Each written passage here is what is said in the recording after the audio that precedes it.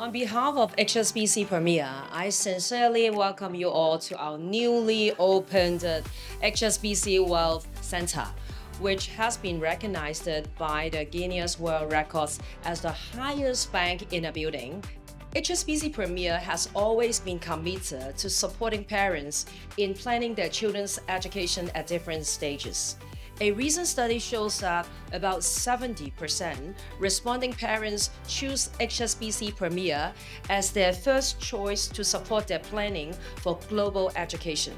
Today, we are holding this international school fair, bringing together representatives from 7 well-known international schools in Hong Kong, covering major curriculum including IB, A-level, advanced placement, etc., along with our experienced education consultants to help parents better understand education in Hong Kong.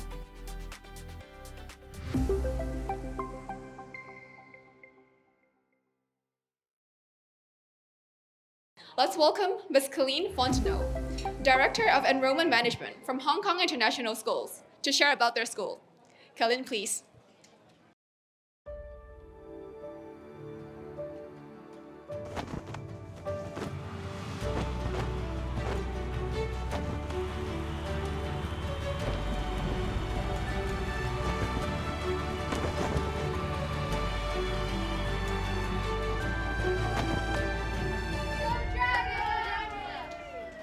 Have you ever wondered how you belong? You know, I've thought about this question a lot. Middle school is about self-discovery, and it's reassuring when people accept me for who I am, quirks, interests, and all. Middle school isn't just about classes. It's about finding our place and growing together. You grow together in middle school in communities like your PCG homeroom or schoolhouses that compete in spirit gatherings. You have access to the Student Services Center, counselors, and experiential learning opportunities that enhance character development and improve personal well-being. There are lots of choices for elective offerings where you explore new interests in spaces like the Culinary Arts Kitchen and Idea Studio. This sense of self sets you up to achieve great things.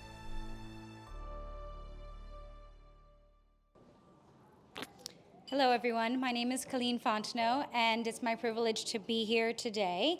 That was a snapshot of our middle school program, but HKIS is actually a pre-K through grade 12. Today I'm focusing a little bit more on middle and high school.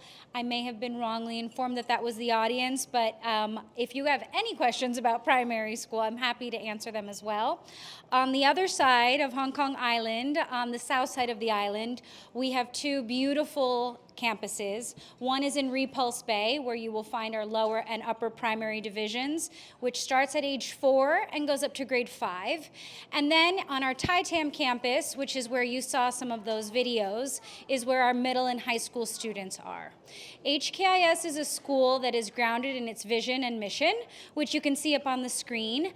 And I won't take the time to read it to you, but I think it's important to state that we are an American-style curriculum grounded in the Christian faith, respecting the spiritual lives of all. That is something that you're going to see both in the community, in the curriculum, and in the families that are interested in us and also applying to our school. The way that we approach teaching and learning, I think, is what's really of most importance to all of you. We are an inquiry-based education, which means that from the age of 4, we're trying to get our children, our students, to ask questions, to think what they might think the answer is to something, to go out into the world and investigate, and then to see if, in fact, what they thought might be true. So I like to say sometimes that we are graduating little scientists, because that kind of scientific methodology of testing a hypothesis and seeing if it's true or not is something that inquiry-based education is really strong at. But I think more than that, what is really amazing about that approach to teaching and learning is the inquiry-based critical thinking that is developed. Another really important part of our curriculum is feedback and metacognition. So when students are thinking about their thinking, and they're thinking about what they're learning, they're actually using more parts of their brain than ever before. And so we know a lot more today than we did when I was in school, and all the reasons that we do the things that we do, it's actually based on research. So it's really nice to see that there is a school, and there are many schools, there are many of them even that are here today, that are able to make learning really fun and engaging, but also scientifically proven to be retaining that knowledge over a longer period of time.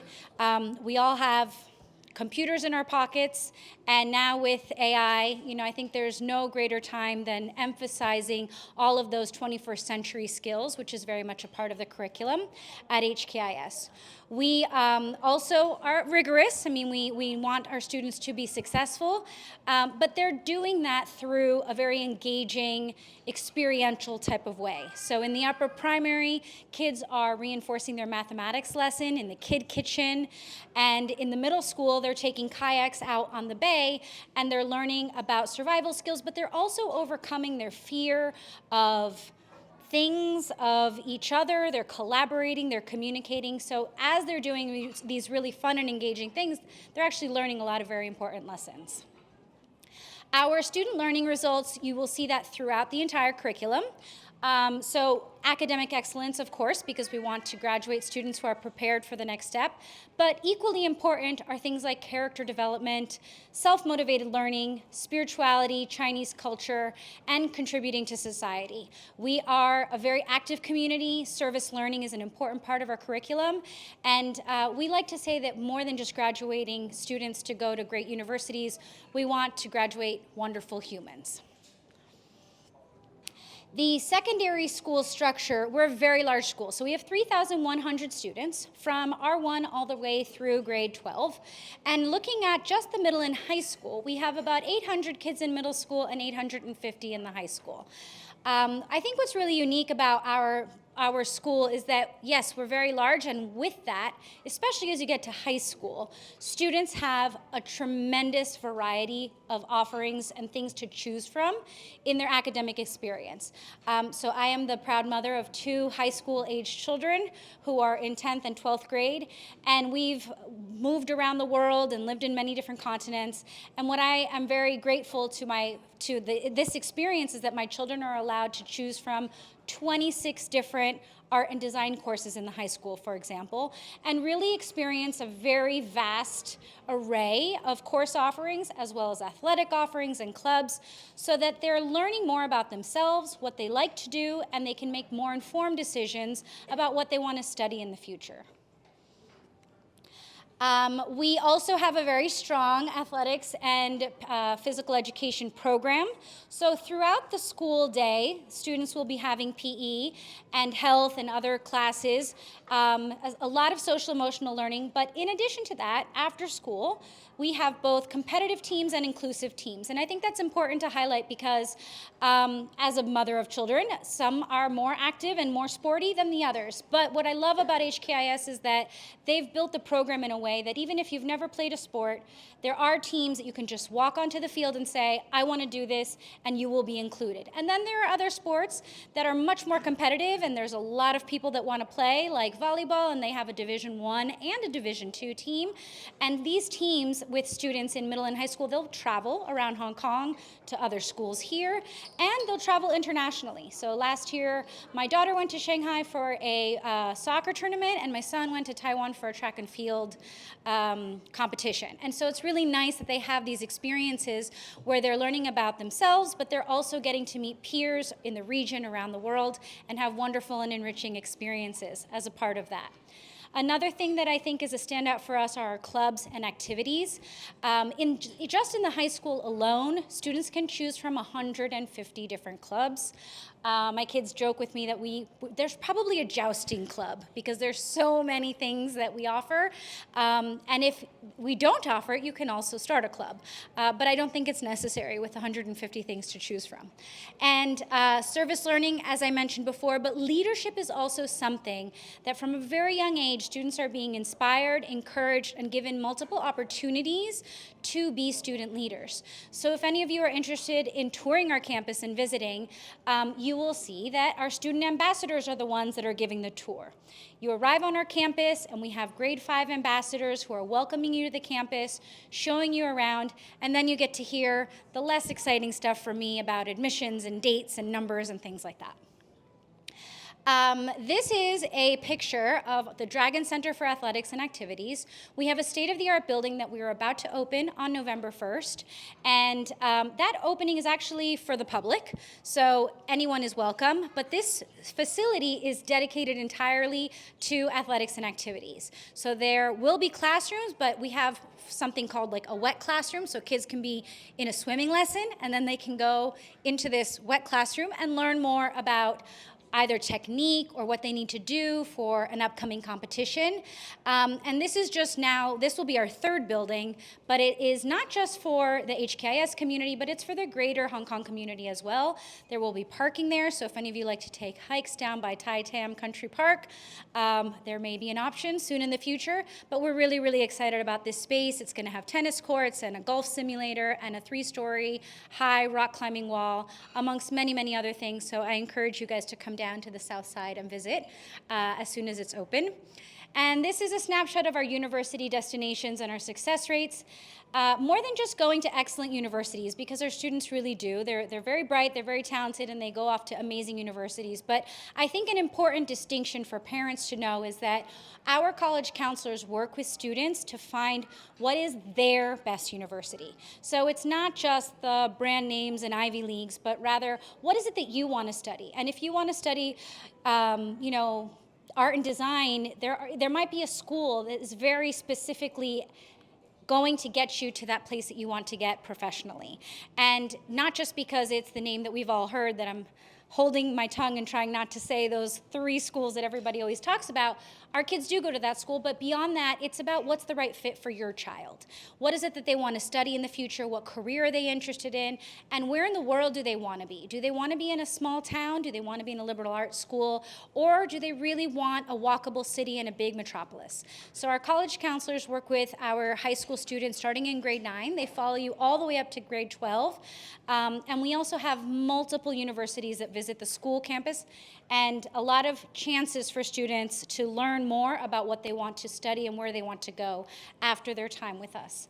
This is a snapshot of our university destinations. 80% of our students do go on to study at universities in the United States as an American-style curriculum, but we do have a fair amount of students who are interested in studying elsewhere. Some even stay in the Asia region, some go to Canada, and others to the UK. If you have more questions about university destinations, we have a high school profile in our office that has the entire high school catalog, as well as where students have matriculated over the past 3 years. And now into the nitty-gritty about the admissions process. Our admissions applications are currently open for secondary age students, and they will close on November 1st. Our primary age students, our application closed on October the 1st. However, I did mention if you are of a primary aged child and you have not yet submitted your application, please come and see us, and please send us an email, because we will be happy to consider the application even though it is after October the 1st. If you have a secondary age student, you still have time, and then we're going to have the assessment period, which starts in November and goes through to February, and we will begin extending offers in March. There are a couple of steps in the process. We do have individual admissions coordinators for each of the divisions to kind of help you through, because we know it's a lot, and we're here, of course, to answer any questions if you have. We do have a priority system, meaning that after a student has qualified and we've said we believe they have the skills to be successful at our school, we extend offers based on our priority system, in which case debenture holders do get priority, as well as siblings, alumni children, and things like that. And then Last invitation is to our upcoming open house. So the next open house that we have is on October the 16th. It is a high school open house where we will have high school ambassadors touring. This is the last open house of the season, and we are still accepting registrations online if you're interested in attending. And you can always come to one of our campus tours that are also available for you to sign up online. And the deadline reminder of November 1st is for secondary age students. So if you're applying for grade 6 through grade 12. And I will leave you with a video of our high school.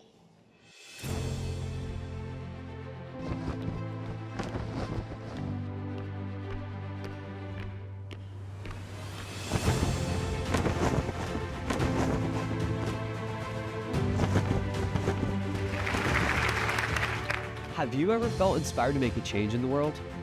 In the high school HKIS, students are encouraged to serve and contribute to our communities. Along with academic courses, you have the opportunity to participate or be a student leader in over 150 clubs, activities, and sports teams. Having discovered your strengths and what you're passionate about, you feel empowered to make an impact in the world. 8 high school counselors provide personal, social, emotional support alongside college counseling.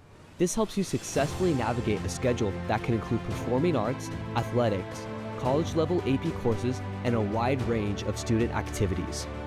You are trusted to make important decisions and advocate for things you're passionate about. As you head towards university and beyond, HKIS has equipped you to contribute to society and help make the world a better place.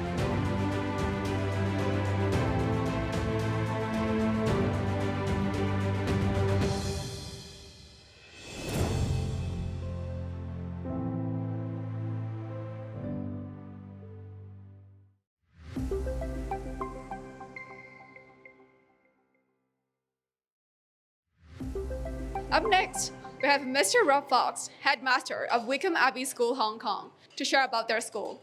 Rob, please. Good afternoon, welcome. It's lovely to see you all this afternoon. I'd like to just start off with a quick introduction to myself. I'm Rob Fox, I'm the headmaster at Wycombe Abbey. I've got over 25 years worth of experience both in UK schools, UK boarding schools and across Hong Kong as well. Really enjoy being back in Hong Kong. I've been headmaster of Wycombe Abbey for the last year and a half, a school that started just 5 years ago and is growing rapidly. I live in Hong Kong with my wife, who's also head of admissions, so if you'd like to find out more about the school, please do visit our booth a little bit later on. So where are we? So we've got 2 campuses in Hong Kong. We've got our junior school, our prep school in Aberdeen in Tin Wan, and then we've got our senior school, newly opened, just 4 weeks old, which has opened recently in Kowloon City. We're slightly different from a lot of schools in that our junior school goes up to age 13, and our senior school just has those 5 years, year 9 to year 13 as part of those. And that's very much the British kind of traditional system, the British way of doing things in terms of that educational growth. It means that in our prep school, our junior school, our year 7 and 8 children, when they're 12 and 13, get lots more development opportunities, leadership opportunities while there. I'm mainly going to focus on the senior school side of things this afternoon, but if you would like to find out more about our junior school as well, please do pop along to find out more.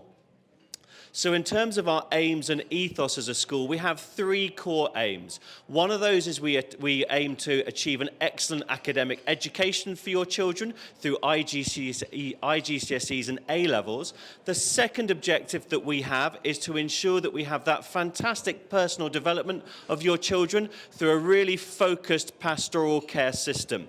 Now, compared to most schools in Hong Kong, we're much, much smaller. And one of the things that our parents really value about us is that during your time at the school, we really get to know your children personally, and we get to know you as families as well. And we think that really helps your children to make the very best academic and personal growth during their time with us. So our campuses currently have 500 students across both of the campuses. We're looking to grow towards about 700, which we'll top out at. And our third aim, alongside that academic excellence and a real focus on pastoral care, is to ensure that all of your children really develop those skills that they're going to need in their future lives. So we're not just aiming at getting your children to the top universities, we're also aiming to ensure that they thrive at those universities and in their careers beyond. So in terms of academic excellence, we've got a few areas that really help to support us and your children to develop themselves academically. So we use A-levels as our choice of education. I'll go into that in a little bit more detail in my next slide. We ensure that we use kind of AI-supported systems, and we use our AI-supported systems to really help give much more detailed feedback to your children, to the teachers, and to you as parents, so that we can really help to guide them through personal interventions and personal support for that academic growth. So rather than feeling like they're a little bit like a number in a big academic machine, we treat them as individuals and we give them much more personal guidance along their journey. An additional part of what we do is our school remains open till 7 o'clock every evening. So we really look to develop that independence and self-motivation. Children can stay from 4:30 to 7. They can work in our library, in our sixth form centre, and it's manned by teachers every evening. So they'll be there every evening having one-to-ones or small group support from their teachers, and they know that they can get that support every evening. And again, we're really seeing in our senior school that being used particularly well by our students, and developing much more of that university-style education, making sure they're ready for that next challenge when it comes. So on to A-levels. So some of you will be fully aware of A-levels. Wycombe Abbey in the UK is the top performing school in terms of its A-level results year on year, and we work very closely with them to provide the academic curriculum that we do here. But just to give you a little bit of a flavour of what A-levels' real focus is for them, is it appeals to students who really know what they want to do. If you know as a child that you love doing maths or science or economics, then it allows you to specialise at a much younger age and really study those subjects in detail, so that when you move on to university, you're really ready to succeed in those courses. The best way of probably trying to explain it is by just introducing you to two of my children. I've got 3 children, 2 now at university. My daughter, when she finished her GCSEs age 16, didn't really know what she wanted to do next. She loved both history and science, so she chose A-levels, which covered a broad curriculum. So she looked at biology, chemistry, history and French. She could easily have done IB, she could have done the AP, because she enjoys that broad curriculum. She chose A-levels, she did very well at her A-levels, but in comparison to my son, when he made the choices, he got to age 16 and he knew what his passions were. He knew that he loved maths, he knew that he loved science, so by choosing A-levels, when he could choose just 3 or 4 subjects rather than 6 or 7, he could really focus on both the ones that he enjoyed doing, he was passionate about, but he could also drop those subjects that he was less keen on. He didn't want to write essays, so he didn't choose English, history, geography. He didn't want to be creative anymore. He knew what he wanted to do, so he focused on that.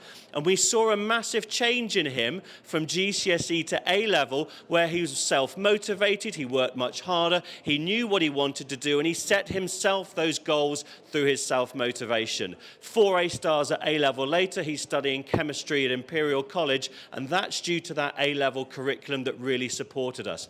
The students we have in our school at the moment, it's a very young school. There's only 120 so far, with 44 starting their A-levels this year.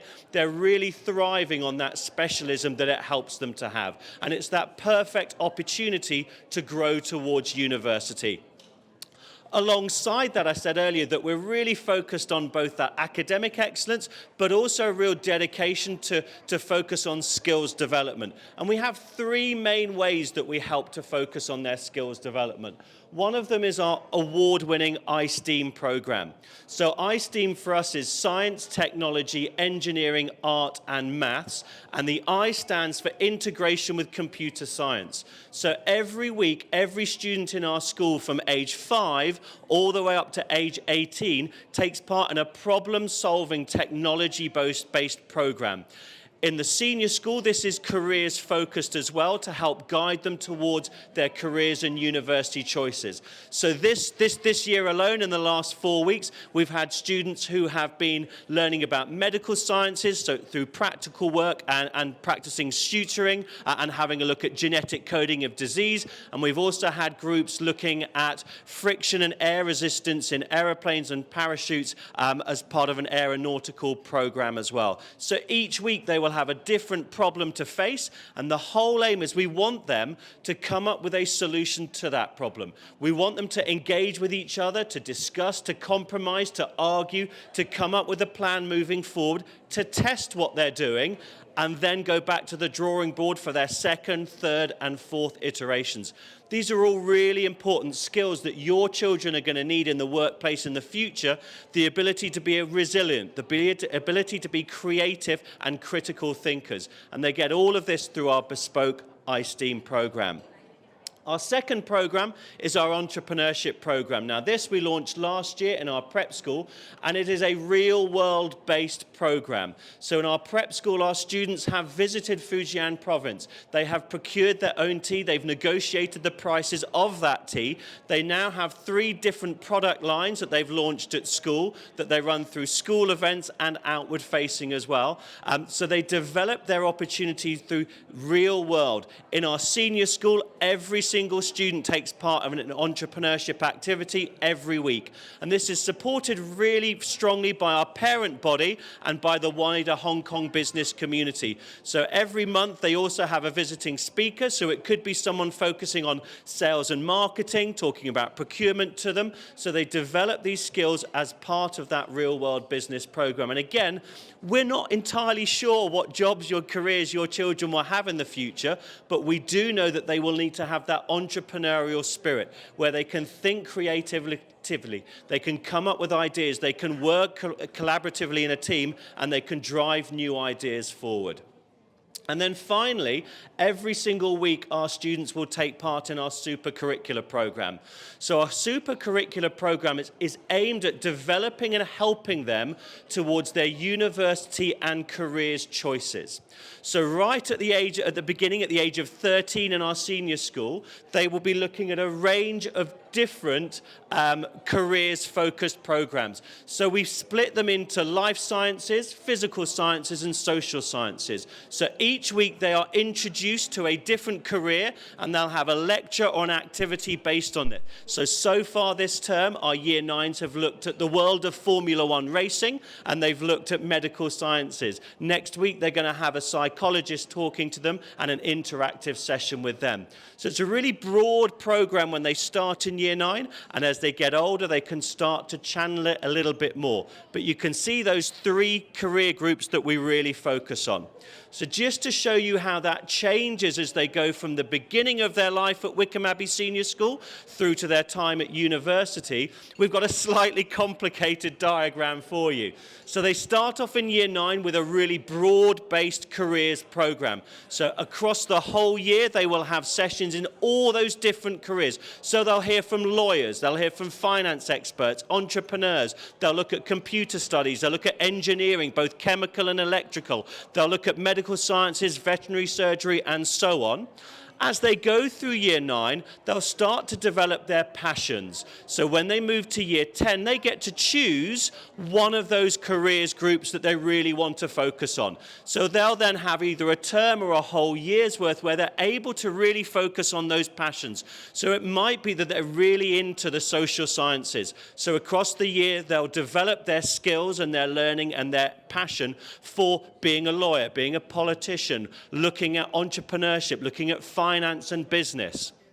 Then as they make their way towards Year 11 and Year 12, that's when they start to really hone into just one of those key features that they really are passionate about. So our Year 12s at the moment are studying in 10 different groups. We've got a legal group, a medical sciences group, an electrical engineering group, and that's where they can really develop themselves to support both their university entrance and develop towards their careers.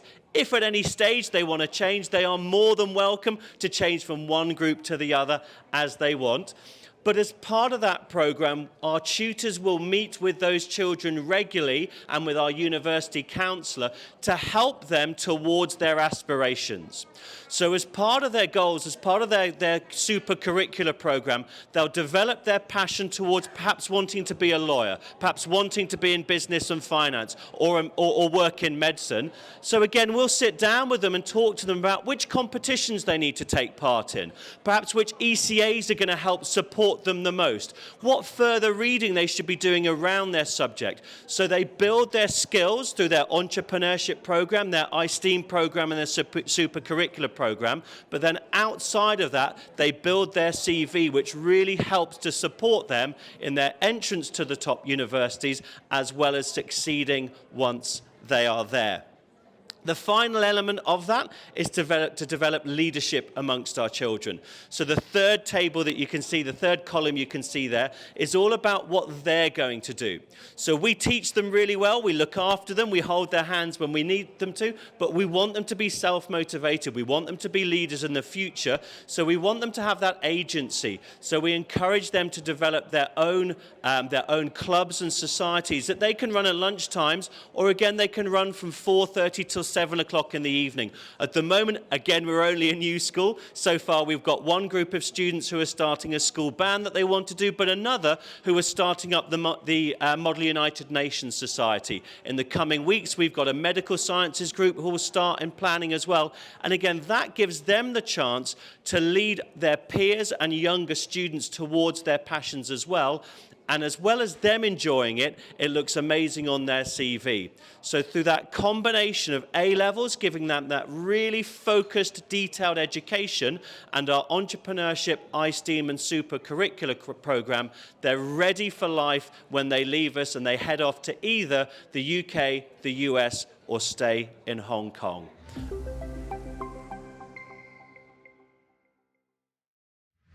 And now, let's invite Mr. Andy Riss, High School Principal of American International School, to share about their school.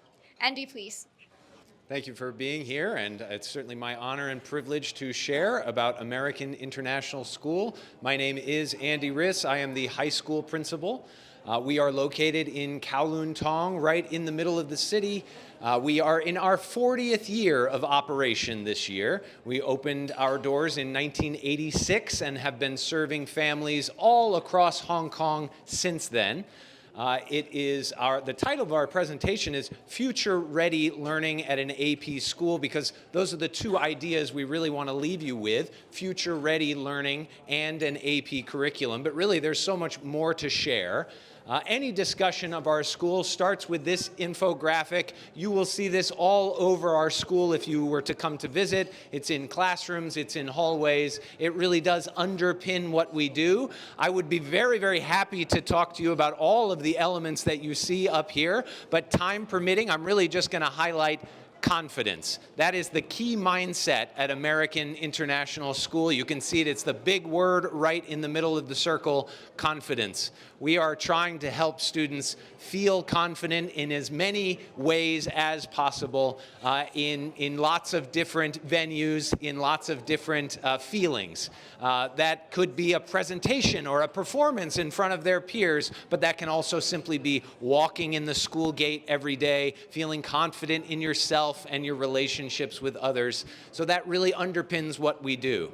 We are a through school, meaning we have an elementary, a middle, and a high school, about 1,000 students strong, quickly approaching 1,000 students. In fact, we've grown over 100 students in just the last year, so act soon. Space is limited at certain grade levels, but you can see our numbers there. Middle school is over 300 students. High school is just under 300, and that community is such a strength at our school. We have elementary students sharing the same facilities with our high school students, and so on and vice versa. We have really organic ways that mentorship happens on a daily basis, and we have intentional ways throughout the school year that happens on a very organized basis, where students can mentor younger students, they can see role models. It's such a strength and such a way that our culture promotes itself year on year. You can see a snapshot of our middle school programs here. We have core academics, of course, humanities courses, science, math, so on and so forth. We also have a cycle of required courses in middle school of art, drama, music, and engineering, design, and innovation, which is going to get to the future-ready learning that I spoke about at the beginning. Also, a critical part of our middle school program is our advisory system. Students are in a small group advisory, and that meets every day for 30 to 40 minutes, and students are getting really intensive and intentional social and emotional education. They're building relationships together. It's a wonderful touchstone for students and for families to react and interact with the school. A snapshot of the high school program. We are an American-based curriculum, American standards-based curriculum. We are drawing standards from the Common Core, Next Generation Science Standards, Arrow, various American-style frameworks, but then, of course, we've adapted and improved and made those our own and fit our context over the years. There's really a high degree of choice at our school when students are in high school. We have some general education requirements, especially at 9th and 10th grade, but then once students have completed those, by 11th and 12th grade, they have really the entire course catalog open to explore, to find their passions, to take what is the best fit for them and what they are most passionate about. We are trying as much as possible to build that confidence and help students build their own story that they want to share about themselves. We are a WASC accredited school, of course, so an AIS diploma will be understood and recognized at any university around the world.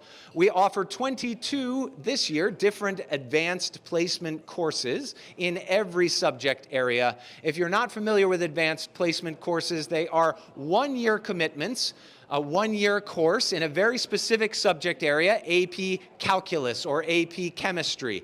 And students are preparing for an exam at the end of the school year. That exam is written by the College Board in the United States. That is the same organization that writes the SAT exam that many students take. And they are preparing for that exam, but there is no set way that they can arrive at that end goal. And in other words, there is a higher degree of freedom and professional creativity from a teacher and from a student to study AP curriculum courses. We are a well-rounded high school program. We have a large number of athletic opportunities, clubs, leadership, service opportunities at all subject areas and grade levels. And of course, all of this is culminating in a really impressive matriculation rate. I have a slide about that in just a moment to share where some of our students are headed to. We've been asking this question for a long time. How has technology changed what we do as educators? This has come up, I remember about 20 years ago when Wikipedia was first being launched, and many teachers were thinking, oh my goodness, education is changed forever, because what's the point of learning in a classroom if you can just ask Google or ask Wikipedia?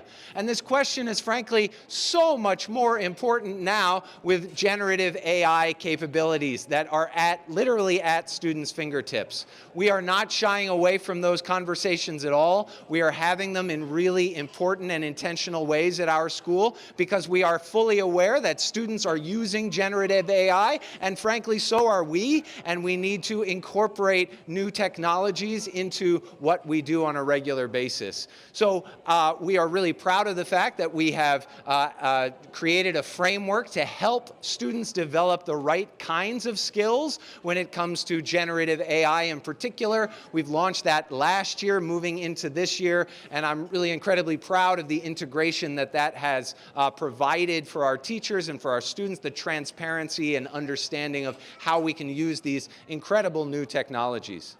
But going off of that theme, that future-ready learning even more, we really want to highlight all of the amazing things that students, all amazing opportunities that students have at our school. We are an Apple distinguished school. That means that all of our teachers, all of our students are using Apple devices on a daily basis. And that allows students to have access to a much larger amount of applications and tools on a regular basis to demonstrate their learning in really exciting and creative ways. We have an award-winning Techsperts program. This is a term that we've coined. We're incredibly proud of our Techsperts program at AIS.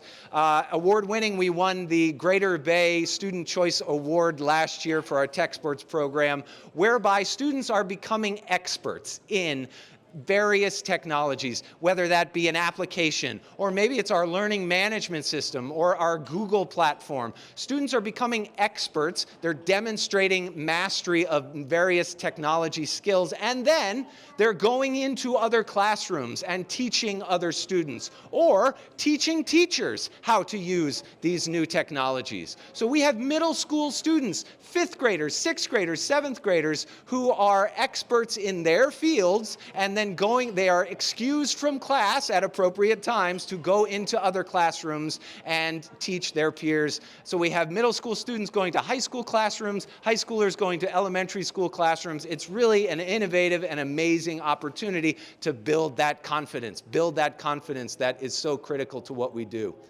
I spoke about the generative AI framework. We've launched this year, whereby we're being much more transparent with students about this is a level 1 assessment or activity. That means you are not allowed to use AI, and here's why. We're still developing those skills. I don't think you know how to do this skill yet. Or maybe a few weeks later, this is a level 4 assessment. You can use AI in these ways because I feel confident that you know how to use these skills, whatever they might be. So we're very proud of that in addition. We're the first school in Hong Kong to have a Swift coding club. This is launched by Apple Education. This allows students to analyze real-world problems, develop an app to fix that problem or to serve that problem, and then as part of the club, they are entered into a global competition where their app will be judged and reviewed by Apple Education, and they may win an award or some distinction for their work in that particular field. That's just started this year, so I'm afraid I don't have any results to share. We are the first international school in Hong Kong to offer that program. We have creativity, scope, and sequences all throughout our school, which essentially require teachers to implement some of these ideas into their curriculum. So this is not just in computer science class, but all of these ideas that I keep talking about are coming through in our science program, in our reading programs, in our math classes as well. We have required courses of EDI, that was engineering, design, and innovation, and computer science at the middle and high school level. And we have a VEX robotics program. Students are getting to put those computer science skills into practice and compete with students from other schools. Here's a shot of our leadership group a few years ago. This is when we earned the Apple Distinguished School designation. All of that technology does not change the fact that we love to read. We have an extensive library for middle and elementary students, and that's important to what we do as well. I'm getting short on time, but there's really so much to share. We have exhibitions of learning where students are putting their work on display in public ways, which really raises the bar, again, raises that confidence, which is so exciting. Athletics, clubs, and service opportunities galore. Really, we're competitive in the Hong Kong after-school league from age 12 all the way to our under-20 teams in many different areas. Model UN, VEX robotics, leadership opportunities, lots of after-school extracurriculars as well. This is another wonderful hallmark of our school. We call it the Outdoor Education Leadership Program. Every year in November, students from 5th all the way to 12th grade spend a week away from campus. We have in high school this year students going to 8 different countries all at the same time. We have students going to Mongolia and Malaysia and France and Australia and Fiji, all over the world for a week of getting to know each other better, learning about the host culture, but most importantly, a week of service. This program has been going on at AIS for 25 years and really is a wonderful hallmark of our education. All of this, again, is culminating in students graduating at the end of grade 12. Here's a snapshot of our graduating class from last year and where they attended universities. You can go on our website or please stop by our booth at room 32 and see a list of where students have attended. We're incredibly really proud of our matriculation to top universities all over the world. Historically, the trend is about 2/3 of our graduates choose to attend a North American university, the US or Canada, although that changes year to year at times, and we have a counseling department that is really experienced at helping students apply literally all over the world. So we have a great track record for that.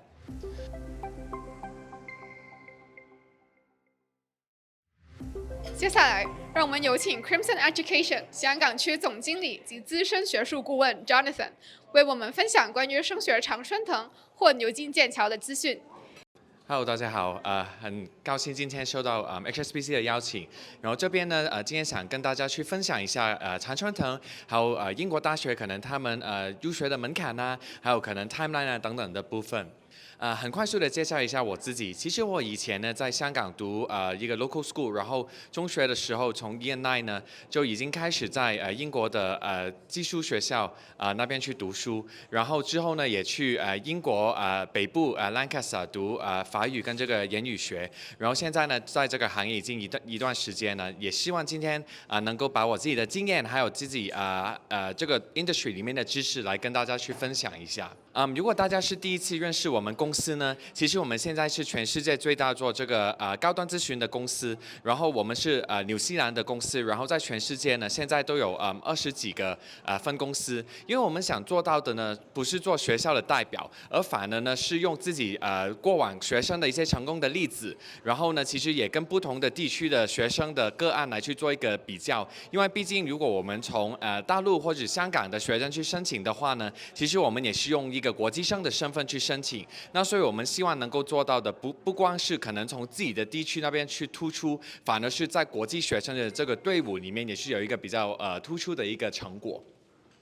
那这边呢是我们过往11个申请的年度一些数据，跟大家去分享一下。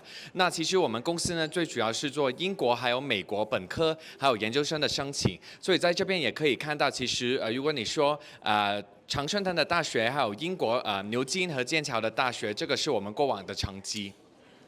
然后这边呢，我想也特别去介绍一下，在去年呢，其实我们公司所有的 office 呢，我们拿到超过330个常春藤的大学的这个 offer 的取录，这个是全世界一个公司里面是最多的。这个我们也分析过了，其实常春藤的大学呢，他们都需要学生去填写，可能你在高中只有4年参加或是赢过哪5个竞赛，然后学生呢，其实大部分都有填满，然后其实呢，也是起码有2个是国际的竞赛这边去做，也让大家去看到，那这个也是其中一个原因，为什么我们公司自己的成功的案例比一般的申请者这个能够取录的百分比也是提高了很多。如果我回来香港的话呢，我们去年在美国呢，其实学生们都有进到不同的常春藤的大学，包括这个耶鲁啊、普林斯顿啊，然后其他包括 UCLA 啊，还有芝加哥大学，都是我们过往的一些申请的结果。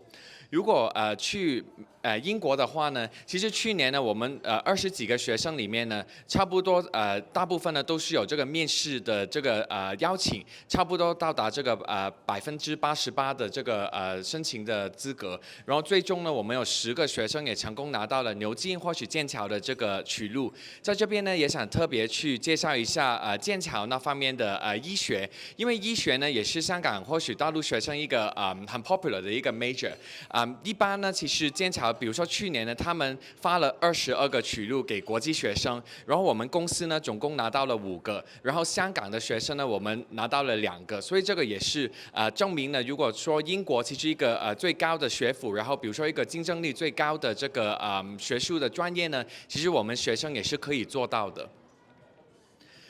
如果你说我们自己香港的学生呢，其实大部分都是在读可能香港不同的国际学校啊，或许是一些本地的学校是走这个 DSE 的学制，或者是他们有去做这个 IB 啊、A-level 啊，或者是AP 的，其实都有。甚至我也有一些学生在英国、美国或许加拿大在读这个寄宿学校，那我们的资源呢也是可以透过这个时差去安排不同的老师去帮忙的。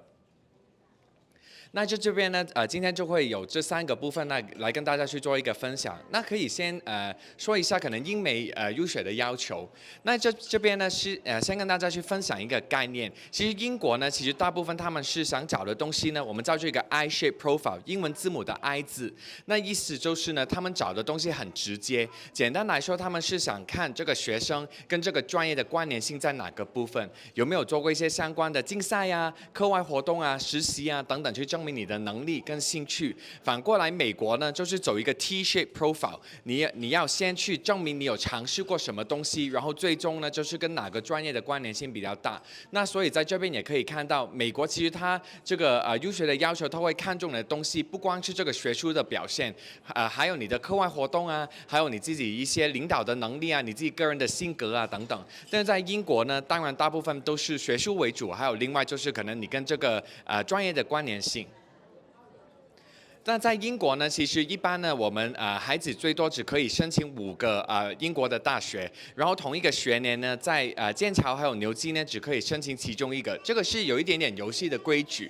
那其实当然也是按照可能不同学校或许不同专业呢，你也是要得去准备那个入学的考试啊，还有600字的个人陈述啊、面试啊，然后在最终呢才可以拿到一个有条件的取录。那为什么英国是有条件的取录呢？因为毕竟你自己高中的课程还没有完成，那所以这个呢，它是先有条件的给你一个取录，然后到最终你这个公开考试的成绩出来了之后，他们才可以100%的确定真的会把你录取了。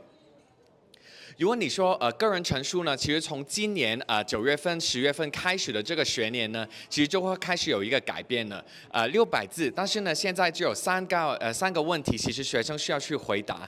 第一呢，就是你为什么选择这个专业；第二呢，就是你校内做过什么东西；第三就是你校外的部分。那所以在这个部分呢，也可以看到，其实现在英国呢也是比较着重一个全员发展，也需要看到可能你在不同的层面，你到底所谓自己的成长啊，还有你自己有什么比较不一样的地方，也让招生官可以去做一个参考。那如果回去美国呢？美国我自己觉得，简单来说，整个要求就比较复杂一点点。因为简单来说呢，他们在你高中最后这4年，他需要看到你去参加或者赢过哪5个竞赛，做过哪10个课外活动。那这个当然我们第一步就要考虑这个数量的关系，第二就是那个质量的部分了。到底你在最后这4年，你到底是不是一个那么真实的学生？你愿意去把很多的时间还有你的 effort 去做这些？那这个也是一点点美国需要看到的地方。然后我看到有些家长的脸都开始有点变化，因为那个要求已经是蛮高了。所以这个其实呢，也是回到下一个部分呢，到底我们怎样去选？可能哪一个国家，甚至是哪一个专业、哪一个学校是最适合你自己的孩子的？那当然这边我们放了几个不同的可以考虑的地方，比如说地区啊、安全性啊，还有学校整体的排名啊、专业的排名啊等等。但是我觉得这个也是要看你自己的性格，到底是适合哪一个国家是比较多一点点。比如说最简单，英国就像刚刚那个入学的要求，很直接的，我进去我只想用3年的时间去完成我自己的本科。但是美国呢，它会有很多不同的机会让你去尝试很多不一样的东西。那所以呢，经常也是会有一点误区的。那英国的部分有一些误区呢，我这边放了2个情况，我放那去讲第一个吧。很多时候呢，我们去想升英国的大学的时候呢，其实孩子是还没有想好自己想升哪个专业的。这个部分呢，就会有一点点问题了。因为如果你还没有选好专业的话呢，有可能你高中的课程已经选错了，那可能你在大学有可能有一些专业已经不能选了。第二呢，就是如果你一直还没有选好你大学的专业呢，其实这个也是比较难去，比如说我们给建议你去参加什么课外活动啊、竞赛啊、实习啊等等。因为如果你做了一些那个关联性没有那么大的活动呢，其实甚至我们会建议你不把那些地方放进去你的这个个人陈述里面，因为不想让招生官有一个比较错误的一个看法。那第三呢，就是如果你进去了大学之后呢，你想再换专业，即便其他的大学愿意让你从大学1年级重新开始呢，有可能你自己的那个签证是不可以再重新开始的，因为在英国的部分，你的签证你要读的专业呢，已经放在你这个签证里面了，所以这个也会有机会会影响到。所以这个为什么也是可能从一开始我们必须得选好，反而如果你想可能延迟一点点的话呢，可能美国在这个部分就是一个比较好的选择了。那如果美国的误区呢，就是有一些孩子呢，他其实不是非常外向的，他是以学术为主的。那这个我觉得就有一点点困难呢，也会有点紧张，怎样可以安排他们去做可能5个竞赛啊、10个课外活动啊，这个对于他们来说是比较没有那么舒服的一个事情。然后另外呢，就是美国他也会看重，比如说你自己个人来说，你可能对于运动啊、音乐或者是一些community services 或是一些不同的社会议题，哪个是比较感兴趣的，这个也是他们会着重的一个地方。那所以在这边呢，也很快的，当然也跟他们讲解说，可能英国、美国不一样的地方，然后可能也可以开始去考虑或者去分析一下你自己的孩子到底是适合哪一个国家的申请，或者在那边的生活比较多一点点。那今天呢也带了一个我们去年一个成功的案例来跟一起去分享。这个学生呢以前是读香港其中一个国际学校，然后他也是英美双生的，然后他自己呢将来是想升这个philosophy 这个哲学系。那在这边可以看到他自己以前读 IB 啊，然后他最终呢其实45分的 IB 他拿到了37分，说实话不是一个非常非常高的分数，但是他能够进到了尤其是美国的纽约大学，还有这个 UC。Berkeley 是一个很不错的成绩，然后这边呢也可以看一下，一开始呢左边就可以看到他来跟我们认识的时候，他那个履历里面有的东西，比如说他曾经在学校做过一些不同的项目啊等等，但是唯一呢我们就会看到，其实他跟这个哲学系呢没有太多的关系，没有给这个招生官去看到为什么你想升哲学系而不是其他的专业。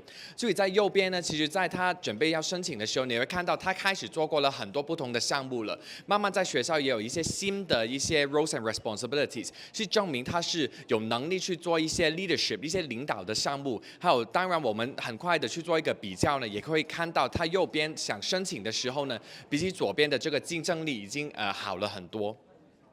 然后最终呢，这边也可以看到他当时的这10个课外的活动，有一些是为了这个society 去做的，有一些是在学校的一些 engagement， 然后有一点点呢也是一些竞赛的部分。所以在最终呢，这边是他申请英国还有美国的这个所有申请的名单，左边是美国的，当然比较最理想的是进到了这个NYU 还有这个UC Berkeley， 然后右边呢他也进到了可能不同的英国的学校，但是其实他自己最想去的是美国，所以他现在已经在这个伯克利分校加州大学那边去开始了他大学的生活了。那当然，这个就会回到一个问题，延伸到一个问题，到底我们应不应该去升英美双生呢，还是只升一个国家？如果我觉得时间允许的话呢，其实英美双生是一个比较好的选择，因为其实我们永远不知道可能你最终会拿到什么取路，然后这边呢也可以增加你的几率，然后希望最终也是一个happy problem， 你有很多不同的取路可以去选。我觉得有一个例外，就是如果孩子想升这个医学或者法律专业的话呢，可能美国就不是个很好的选择了，因为这2个专业呢，在美国跟加拿大也是，你是不可以第一个专业本科的时候去读的，你必须得读一个 pre-med 或是 pre-law 的概念，等于说你要先把4年的时间先读一个类似一个基础班，然后你在第2个 degree 才可以再去读。那所以在这个学生的青春啊、时间啊，还有家里的可能这个学费的考量啊，我觉得如果这2个专业呢，可能我们升英国是比较直接一点点。那在我们公司的层面呢，我们是用一个团体的一个teaching team 的模式去帮忙。然后在左边你会看到可能有一些策略顾问老师啊、文书的老师啊，然后右边呢有一些老师去帮忙去做这个课外活动的准备啊、实习啊、领导的项目啊等等。因为我们想做一个一条龙的服务，不是说一个老师只跟你说全部的东西，因为毕竟每个人自己的专长在不同的领域，所以我们分得很细。比如说我们用国家分了不同的部门，然后可能也是用可能不同的服务内容也去分不同的部门。那这个也是其中一个部分，为什么我们整个这个资源是比较弹性的，因为要去看，比如说孩子来的时候他有什么想法，然后现在他的进度，不管是学术还有这个课外活动，他的进度在哪边，然后我们慢慢再去帮他量身定做一个最适合他自己的这个计划去做。这边呢也跟大家可以分享一下，其实在高中之后4年，不管你是读哪个学制，在这个学术啊、课外活动啊，还有你自己的个人的一些特色啊、一些性格那方面有什么可以去做的，然后慢慢，比如说一开始当然是去做不同的exploration， 去了解不一样的东西，因为毕竟孩子在学校来来去都是读那可能10门的专业，可能他们未必知道这个世界有多大，有不同的专业啊、不同的这个industry 可以去考虑，然后慢慢你会看到当然是要去做他整个履历的准备啊，然后最终当然是做一些文书啊、面试的准备去升这个大学，所以这个也是大家可以去参考的一个部分。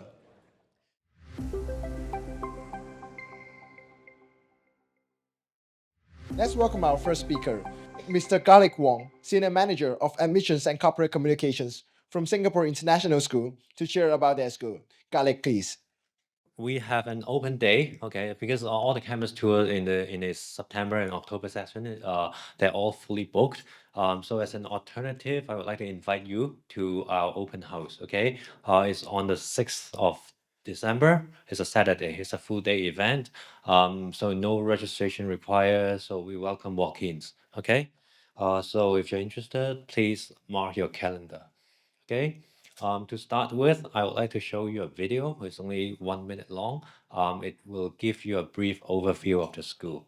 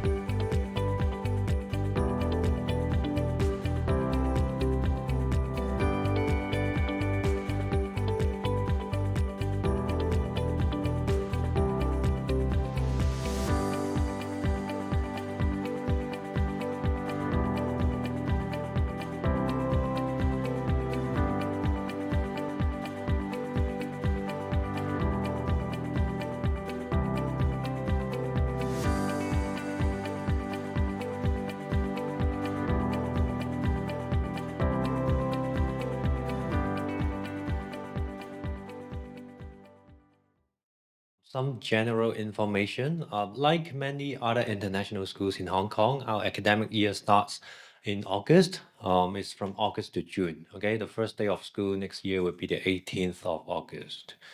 Okay, we are a K to 12 through training school. In a sense that promotion from one level to another is direct. So there's no assessment, no interview, no application required from kindergarten all the way up to IBDP. Okay. The youngest age, that's the age requirement, 3 years and 8 months. So our entry level is called preparatory year 1, is equivalent to K2 under the local system. Okay. So to enroll in the PY1 program, the student will need to be at least 3 years and 8 months old. All right. We offer half-day school. PY1 is in the afternoon, and PY2, which is equivalent to K3, is in the morning. Okay, from 8:20 to 12:20, whereas PY1 is 12 to 3. Okay, and then primary and secondary, we have full-day school. Primary, most students actually they arrive before 8 o'clock. Okay, and 8:20 is the time when we play the Singapore national anthem. And then the lessons will start at 8:30, 8:30 every day. Okay, and all the classes in the primary school finish at 3. And we encourage all students to enroll in at least one CCA, or some school call it ECA. Okay, so what they do is they stay after school once a week for different activities like badminton, football, gymnastic, wushu, things like that. Okay, so that's for primary. Secondary, most of the students they finish school at 3 o'clock. With some exception, IBDP students or some IGCSE S4 secondary 4 students, they have their classes until 4:30. Okay, and we have 2 school bus runs. Taking care of the normal school hours and also after CCA. Okay. Now, admissions information. So as I mentioned before, to enroll in PY1, the minimum age would be 3 years and 8 months. Okay, meaning that if, for example, your kid was born in December 2022, at the time he or she enrolls in our school in PY1, next year, August, he or she will be at least 3 years and 8 months. Okay, so if he or she was born later than that in 2023, you have to wait for another year. Okay, so the entry level is PY1, which is equivalent to K2. Okay, and also there are some there are some kids born in the last quarter of the year. Some parents will choose to apply for one level lower, and that's acceptable. For example, if your kid was born in December 2021, you can still apply for PY1 for the upcoming year. Okay, that's totally fine. And then from kindergarten, from PY1 all the way up to secondary 2, we offer the Singapore MOE curriculum. Okay. And then S3, S4, secondary 3 and secondary 4, we do the IGCSE, the British Cambridge Board IGCSE examination. Followed by the last 2 years, we do IBDP. Okay. So 14 years of schooling in total. All right.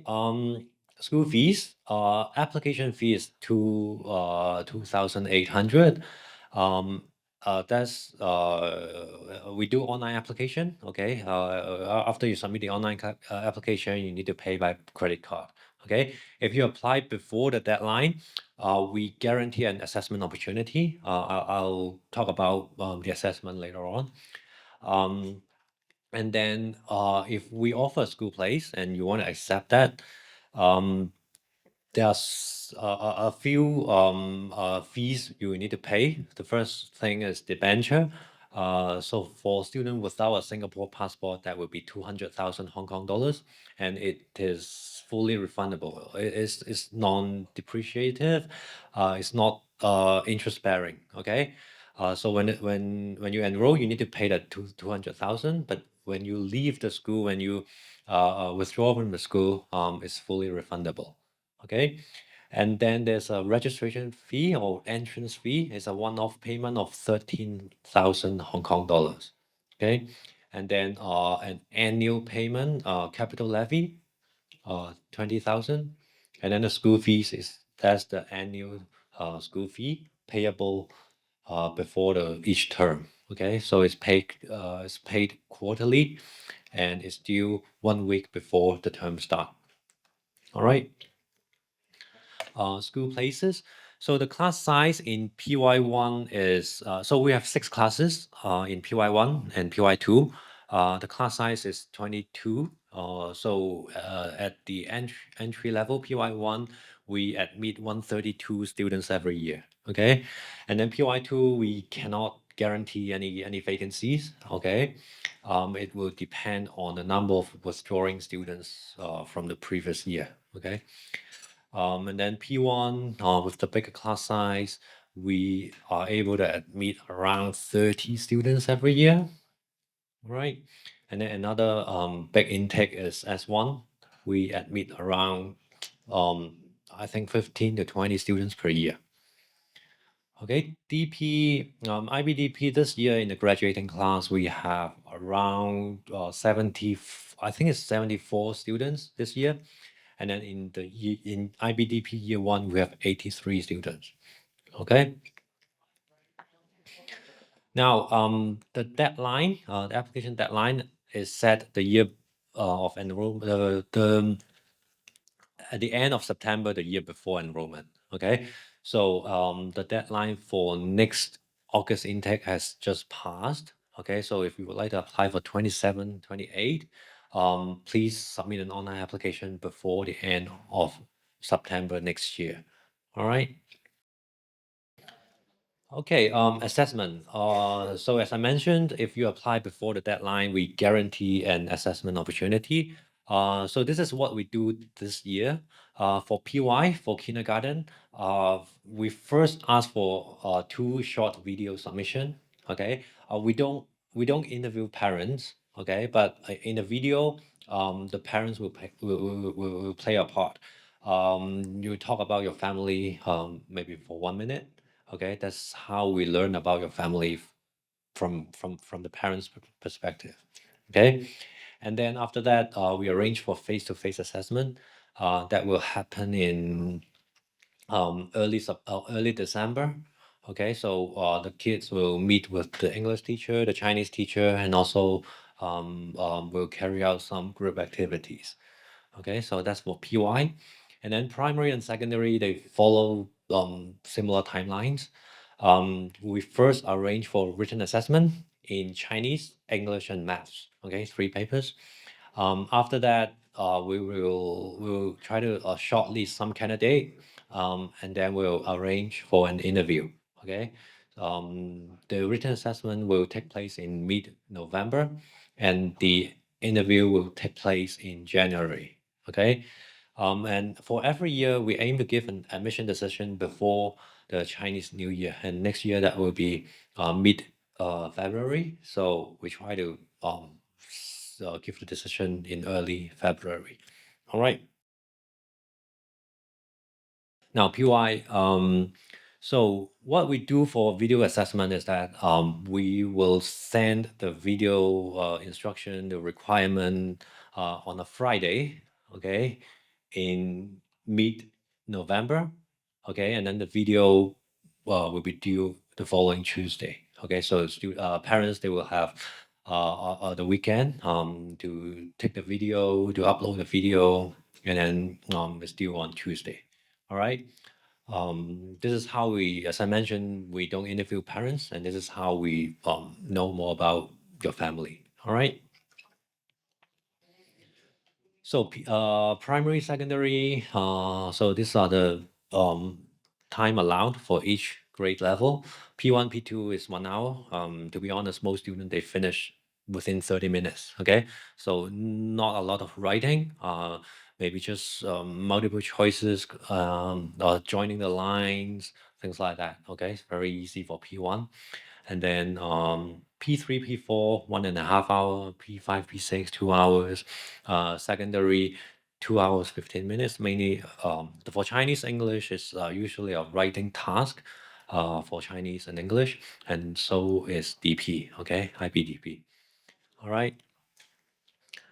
And then during the interview, primary students, they will meet with the English teacher and Chinese teacher individually. They will also meet with the vice principal. Okay, and so is the secondary. It's pretty similar. All right. If you have any questions, you can email us, or you can speak to me afterwards, or go to the room. My colleague will be able to help. Okay, that's the email address, contact number. Okay, if you want to know more about our school, you can go to the school website, go to the school blog. We have social media. We have weekly updates. You know what's happening, what's going on at school. Okay, so before I finish, I would like to share with you the IB results over the past 3 years. So over the past 3 years, we have smaller cohort sizes, around 50 per year. Okay, and this coming year we'll have over 70, and next year will be over 80. Okay, and in the past 3 years, we have a total of 6 students who are perfect scorers. Okay, last year we had Duncan. He's now doing global business in University of Hong Kong. And then last year we have Christian and Martha. They're doing medicine at CUHK, and also Jingyun. Jingyun is also doing global business at University of Hong Kong. And then the year before we have Mindy. She is doing medicine at University of Hong Kong. And then Bowie, she's returned to Singapore and do biomedical science. Okay, and we have the full list of students who have secured an offer from these universities. If you want to take a closer look, you can go to our school website, the university counseling session. Okay, you'll be able to take a look.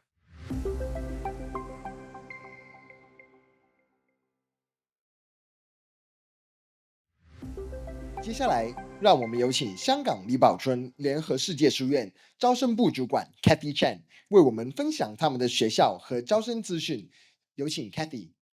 大家好，下午好，我是 Cathy， 我是香港李宝椿联合世界书院招生办的主任。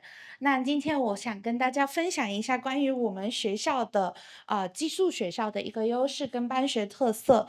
相信在座的几位可能有听说过 UWC 这个学校，或者没有听说过的话，那今天我们就一起来就是关注一下这所学校吧。那我们学校其实是一个运动，我们是叫 UWC Movement 一个运动，然后18所 UWC 的学校，从159个理事会里面收生。那现在我们已经积蓄到85000个校友了。那我们学校，这是我们学校的 mission， 它是致力于通过教育联合不同的国家、民族和文化，而促进世界和平与持续发展的。那我想问一下大家可能一个小考题吧，你猜一猜我们学校现在此刻在我们学校256个同学里面，究竟有多少个不同签证的同学过来呢？就是从多少个国籍过来呢？猜猜今年有谁可以给我一个？的确是很接近了。我们今年是有99个不同国籍，比去年还多了一个。那这是我们现在学校的一个情况。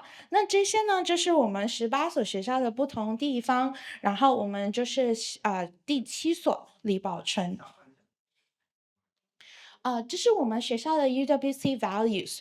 说到入学的话，相信大家都一定会问的，就是说，你们学校看重的是什么呢？我们是希望培育同学去有这些 UWC values 的。那这个 values 里面，如果你看的话，有一个字，只有一个词语是重复了一次的，有谁能看到呢？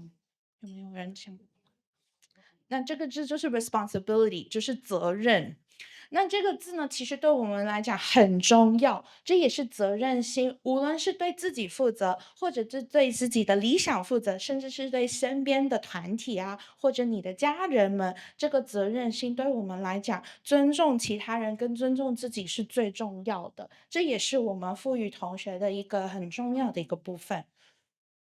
那这是我们校园之前校庆的一张照片，这是我们现在99个不同国家的一个列表。我觉得今年就是考我的地理啊，可能今年还满分，去年就好像有点不及格了。那我们学校呢，其实是一个全寄宿的一个环境，我们所有256个同学呢，都是住在学校里面。那我们有30位老师也住在同一栋的这个校园的这个住宿楼。如果你看一下的话，右上角就是我们的住宿大楼有4栋，然后这4栋楼里面呢，就是我们所有的同学跟老师们都住在一起吃住的环境。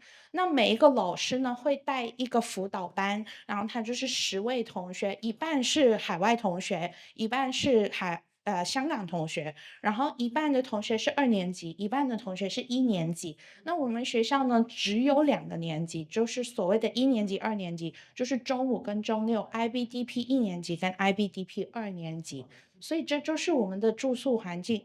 我们学校呢是每一个同学都必须住校，所以他们住在学校是周末不回家的。很多人就会问我说，那周末周五是不是就能回家呢？我们有一个文化叫大喊洋茶，就是有空就喝茶一下。就是我们很早的同学就已经学习到这个怎么样周末约爸爸妈妈去饮茶，就是这个是我们学校的文化，所以周末就不会回家睡了，他们只有寒假跟暑假的时候才会回家。那另外一个就是我们学校最大的特色就是文化晚会，每一个同学都会隶属于一个文化晚会，但是你在我们学校的2年里面，你会经历7个文化晚会，其实是8个，因为中国文化晚会每年都会举办1次。那这就是我们有7个不同文化地区，也会有不同的文化的同学。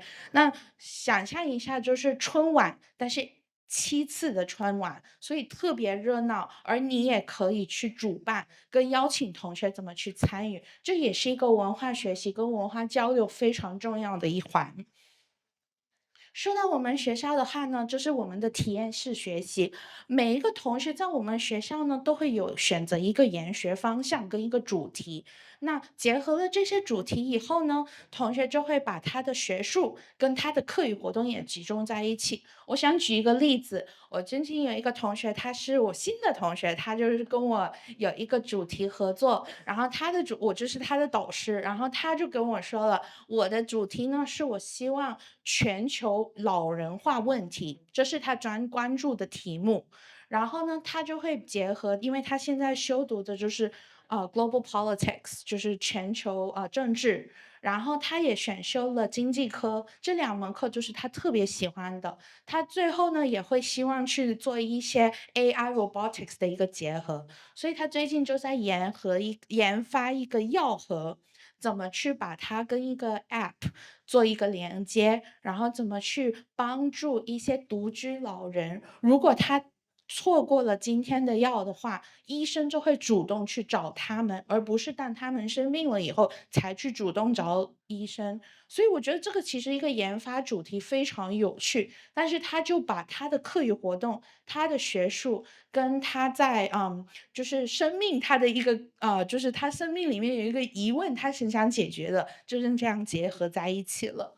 那这就是我们的学术学科，然后走到后面就是其中一个课余活动，对我们学校来讲很重要的，就是青年环球议题论坛。这个就是每2个月都会发生1次，每次都是让来自不同地区地方的同学去发表一些想法，跟去提出，你知道吗？我们当地正在有这样子的议题，我们当地正在发生这些事件，是在新闻上，或者甚至你听过的一些渠道没有广播过的，所以我们很想要去让大家了解，这也是我们同学非常热烈吵架跟讨论的一个地方。说到最后，这是我们的课余活动，每个同学都会有多姿多彩的5、6个活动，然后甚至会有更多。那这也是让他们去研发他们的兴趣爱好的一个地方。然后最后就是我们的项目研学周，我们项目的研学周最重要的一个特点就是我们的同学是自主研发的，就是不是说老师想到一个东西，然后你来参加，而是我们的同学会自己设计一个东西，然后他们要到处找老师去说，你同意我的 proposal 吗？然后他还要去找同学去参加。所以如果你的 proposal 或者你的想法并不够成立，并不能够吸引到你的老师跟同学的话，或许你今年的研学周就不会被筛选就会可能被淘汰掉了。所以我们每个研学周呢，都必须要有一个社会服务、文化了解的一个就是还有一个户外活动的一个就是有个 criteria 在，这也是我们研学周同学每年都会花非常多心思去准备，从筹备到最后实现到行程安排上都会有很大的学习空间的一个地方。最后大家可能更关注的是我们在大学的认受性，所以这是我们这5年以来基本上都没有太大变动的一个就是趋势。今年的香港好像是14%，但是我忘记改了，但是差不多就是这样。这也是我们这2年的一个大学的录取情况。然后我想举一个例子，大家刚刚说你的那个所谓全才学习体验式教学是怎么样一个项目？我想举一个例子，就是 Vania， 他现在今年会毕业了，所以他现在就会去谷歌的这个工程，就是会去做工程研究，我觉得挺有趣的一个同学。他现在呢，他当初来我们学校的时候呢，他就对refugees 这个议题非常有兴趣。那他来到我们学校以后，他对难民救济全才项目也特别的，就是有尽力于这个项目里面。然后他在其中呢，就我们学校里面本身就有难民的一些同学，也有一些香港的难民的一些接触跟一些 connections， 他就透过一些面试，还有也不算是面试，就访谈，然后他就跟他们访谈以后发现，诶，其实每个人都有他的故事，我怎么去分享这些故事呢？他就最后写成了一本书。这就是从他在读书的学习，他也后面对写作有兴趣，到最后他在写这个就是这些访谈，把它编辑成一本书的时候，他在中间有学习到很多东西。这也是为什么大学对他非常喜欢，因为他把他的学习跟他的一些课余活动，甚至是他生命的议题，都是结合成一个亮点了。所以这就是其中一个可能我们叫体验式学习的一个就是举例吧。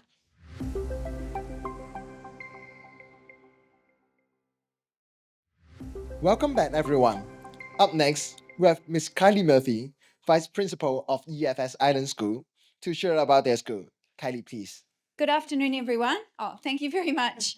So this presentation that I'm going to give today is designed for families who are looking into our secondary schools, and I'm excited to share with you how ESF lays a strong foundation for your child.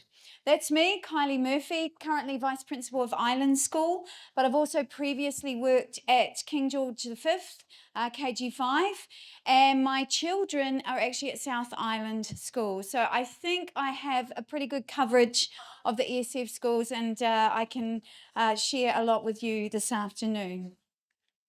So you may already know that ESF, as a historic and high-achieving schools group in Hong Kong, has been in existence for over 50 years, and it offers stability and a coherent educational experience for children throughout their educational journey, right from kindergarten to the university admissions stage. We are a group that draws strength from diversity, with over 18,000 students of more than 75 nationalities, and we're really proud of that. We aim to offer world-leading education, giving students a memorable and personalised experience, and the students at ESF schools achieve excellent outcomes, and as well as that, they are well-rounded individuals.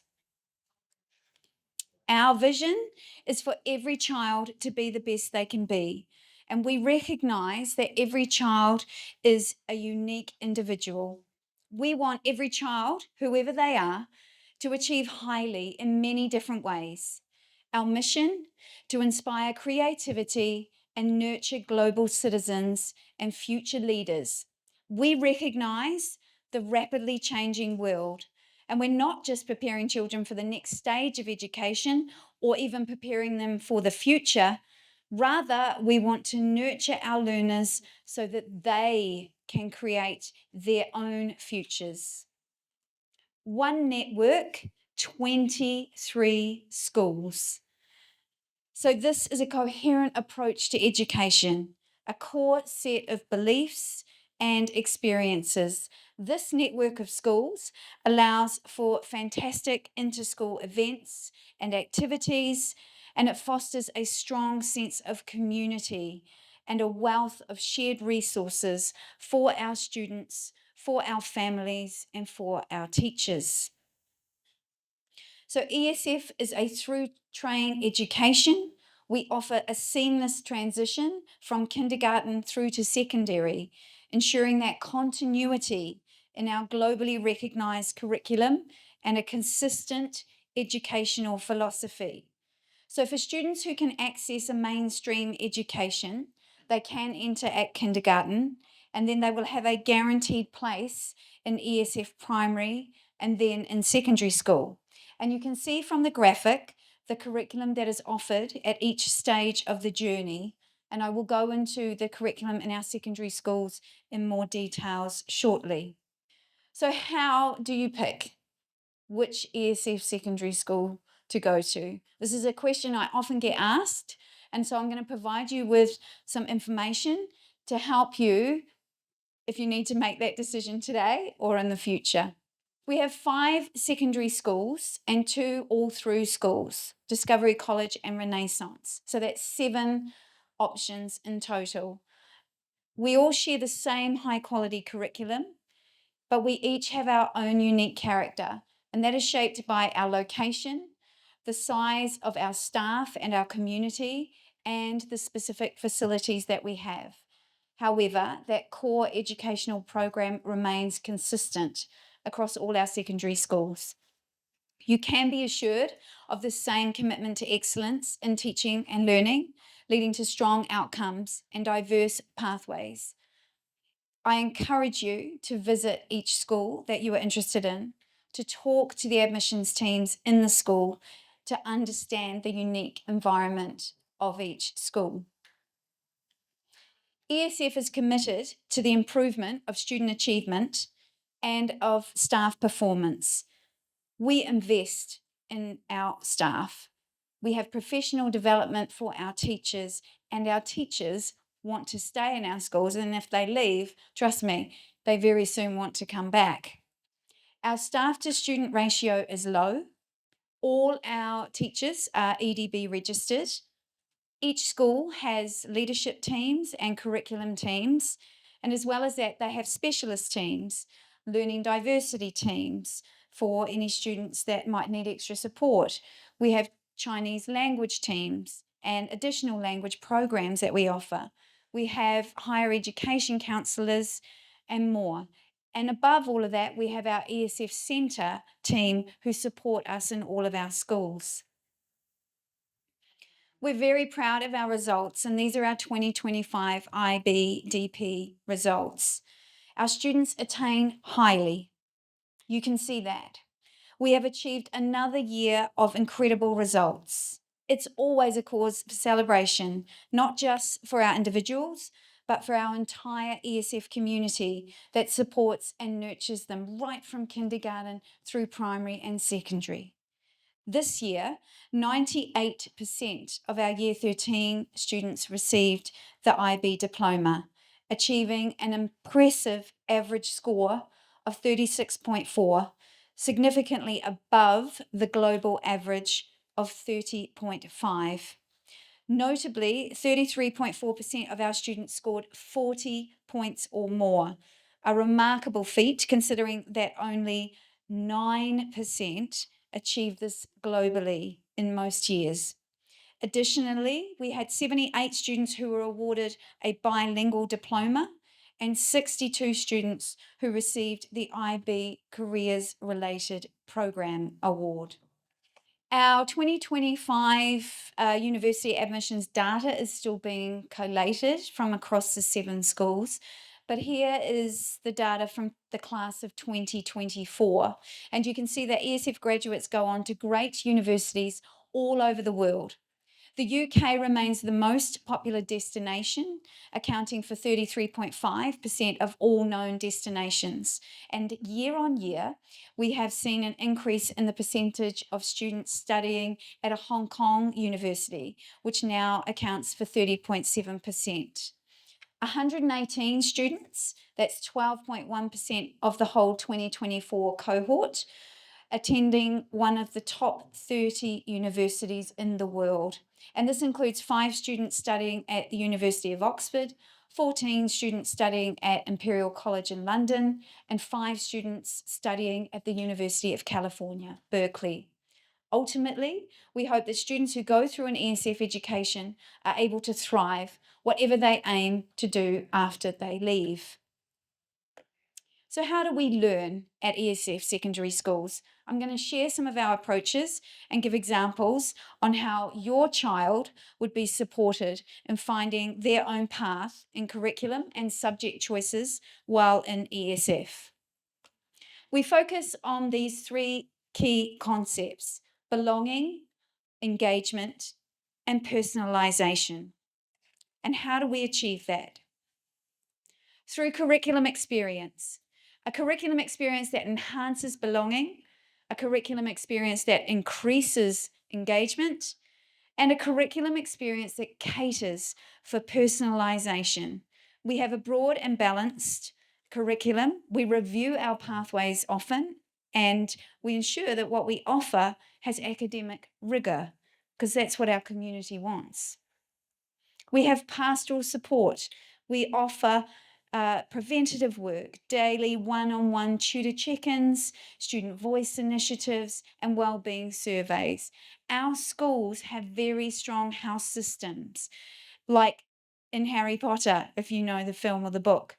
And these houses foster a strong sense of belonging and student-led peer mentoring, which provides that social and academic support. We have opportunities that allow our younger students to be mentored by our older students. We have professional care provided by pastoral teams, student counsellors, social workers, and external support groups. We have future-focused university and career development integrated through our annual university fairs, our dedicated career counselling, and our practical internship and work experience pathway programs. Our ESF programs are holistic and embedded in the IB. Now, there are over 5,000 IB schools worldwide in ESF, well, we're 23 of them. But each program is designed to work together, and the IB learner profile is at the heart of the IB program. So all students in ESF secondary schools start with the middle years program, or as we call it, the MYP, that starts in year 7. And then in years 10 and 11, the IGCSE and the GCSE or BTEC qualifications sat by our students, except for in Discovery and Renaissance, where they do another 2 years of the MYP program. In years 12 and 13, students can study in either the diploma program, the DP, or the careers related program, the CP. So again, why ESF for secondary? Well, we have students of diverse backgrounds who are able to engage with the many programs we offer. We have a strong emphasis on languages, international mindedness, and the development of the whole person. And we believe that this is an excellent passport to higher education opportunities around the world.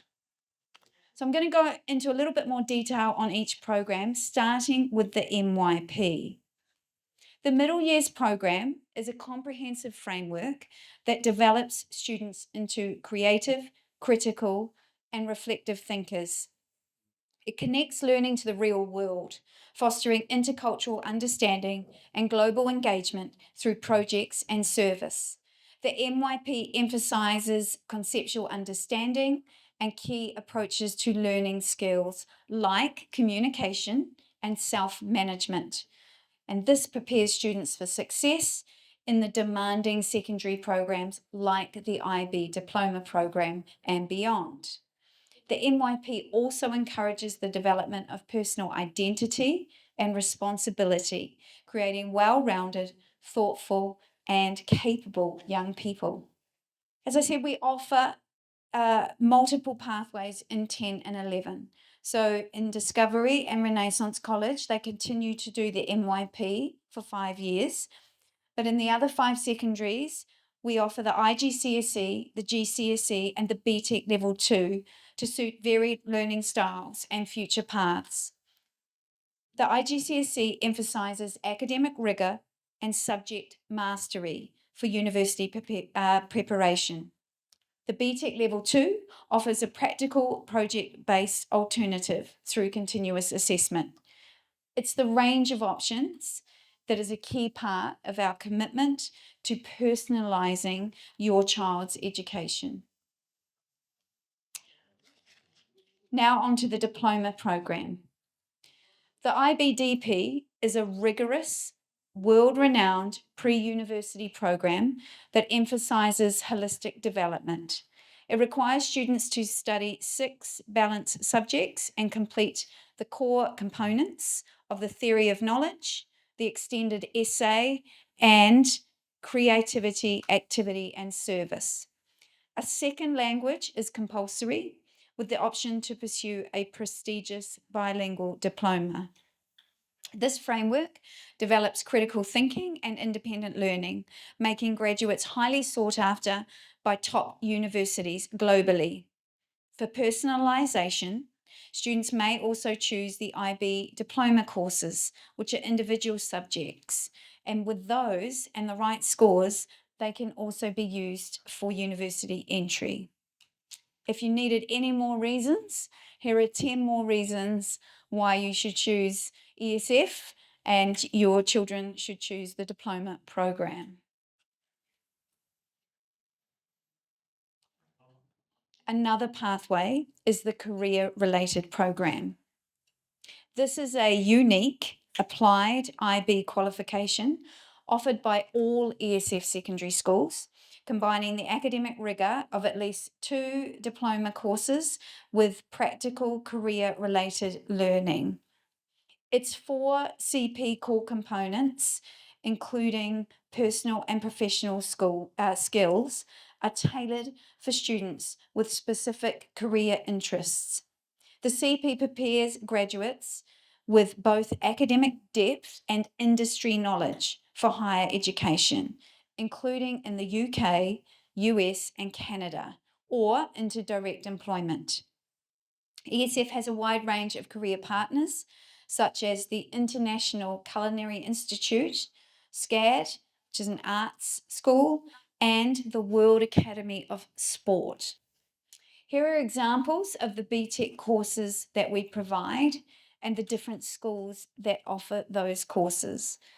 And you can see our 3 key concepts of belonging, engagement, and personalisation come into play with all these different options that we can offer.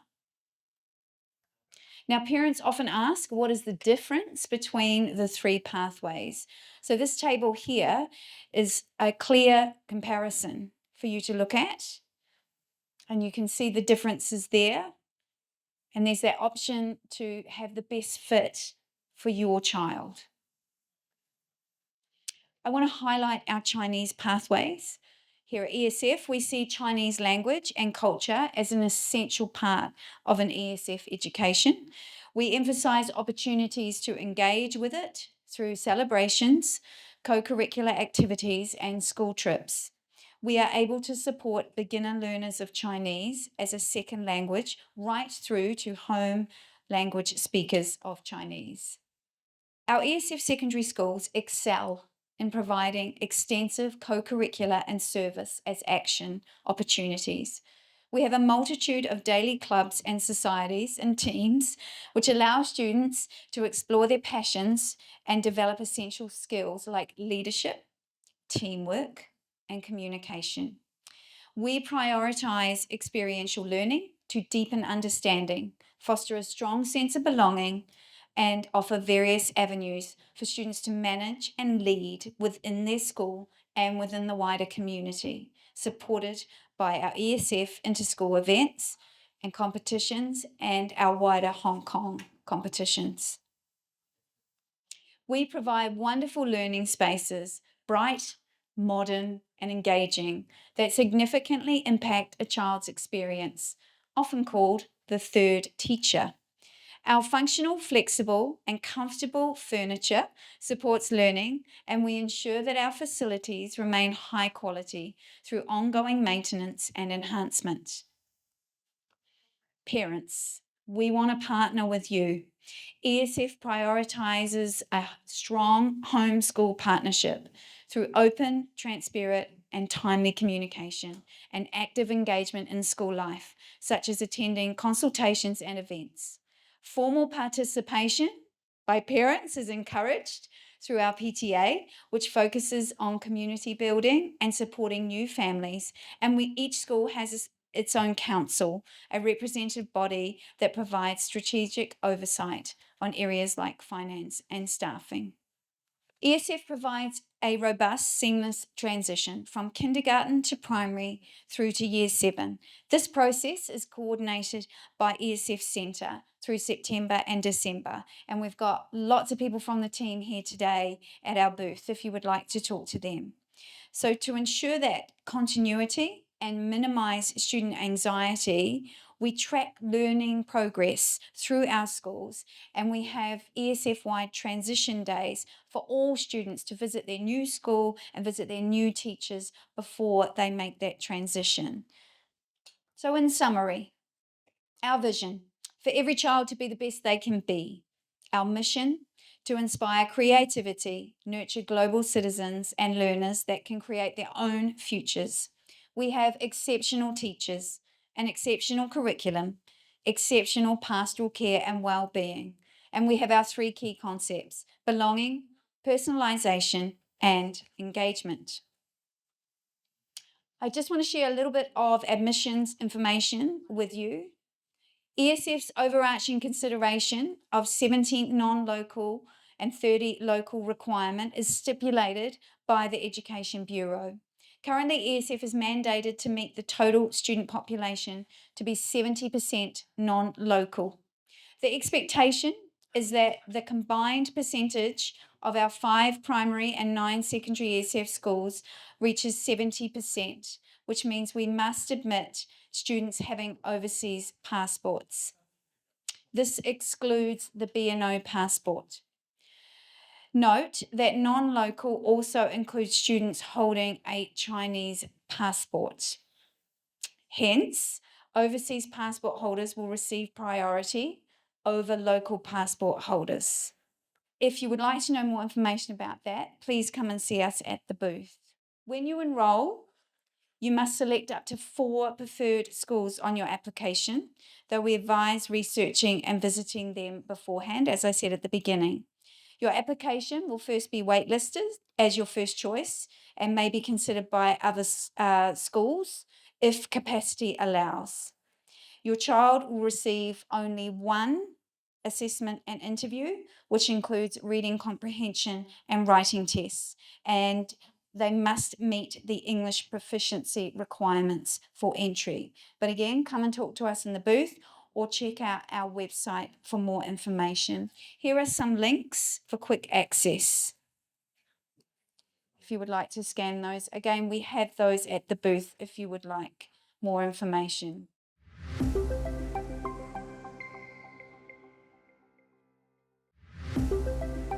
接下来，让我们有请新东方前途香港公司教育运营负责人霍老师和教学主管 Miss Theodora 为我们分享来港留学的资讯。我们是香港新东方前途出国的2位老师，那我是 Brian 老师。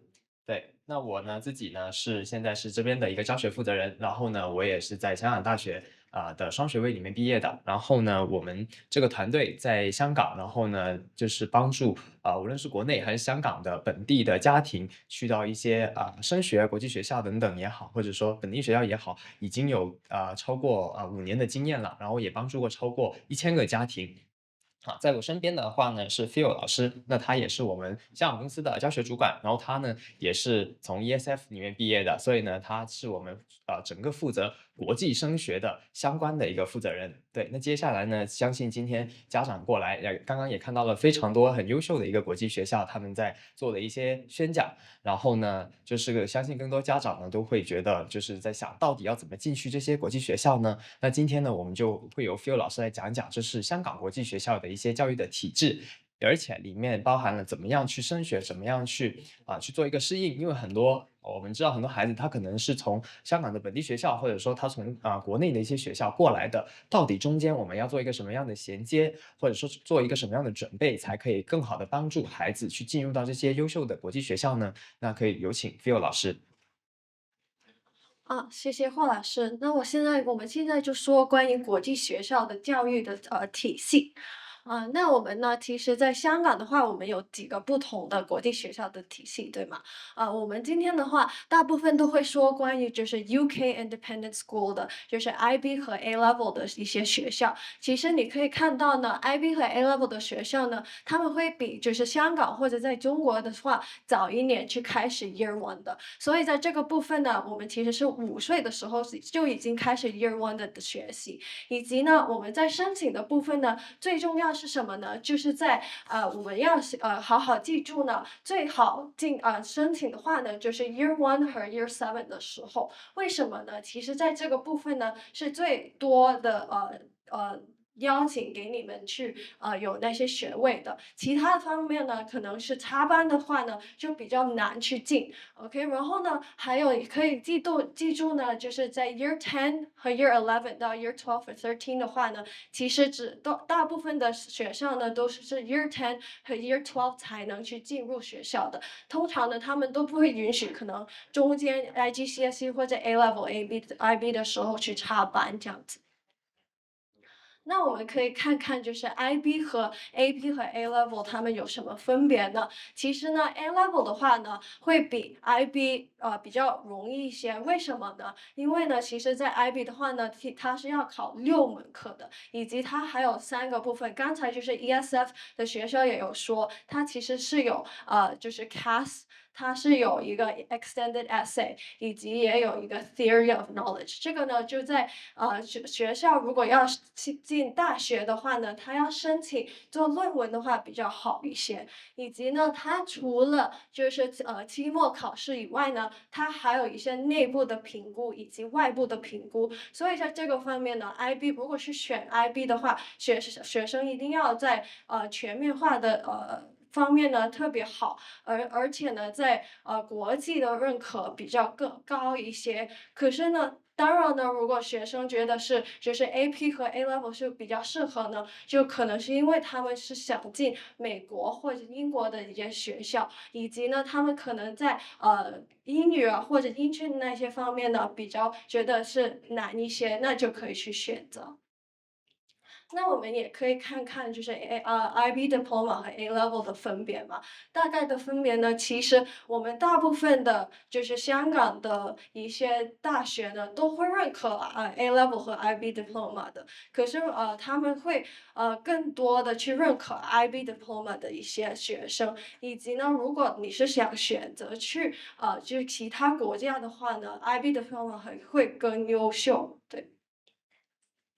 好，那 Phil 老师刚刚给我们介绍了，比如说 AP、IB、A-level 等等的这些课程。那我觉得呢，家长需要想的，其实反而是到底孩子他适合进到哪一个体系去学习。所以呢，不要以为说比如说刚刚 Phil 老师说 IB 是最认受性最广的，那我们就冲 IB，其实也不一定。因为呢，有些孩子他确实是比较适合 IB 的，有些孩子他可能比较适合 A-level 的。所以呢，我们在做决定的时候，还是要比如说跟更多的专家去聊一下，跟每个学校也要了解一下，才更好的决定到底孩子要去到哪一些学校。那当我们已经决定了，比如说孩子要去 IB、A-level 的时候，我们就可以看到在香港呢，其实在香港就算香港那么小的地方，其实它的国际学校，它的这种私立学校能够开办非本地的课程学校非常的多，所以也不用去焦虑说会不会说我选了这个就没有学校呢？其实也不会。但是的确在香港的话呢 ，IB 学校的比例是最多的，其次呢，